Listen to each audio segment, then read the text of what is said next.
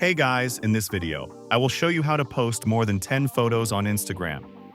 Alright, so let's begin with the video. First, make sure that you have latest updates on Instagram on your device. Go to App Store or Google Play Store and update Instagram.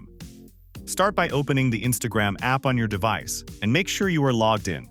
Then, tap the plus icon in the bottom middle of your screen to create a new post. You'll see a grid of photos. Now there is a button next to the camera. Let's tap on it. Now we are able to select multiple photos. Tap on the first photo you want to include. Then tap on the other photos you want to add to your post. Your job here is to choose over 10 photos.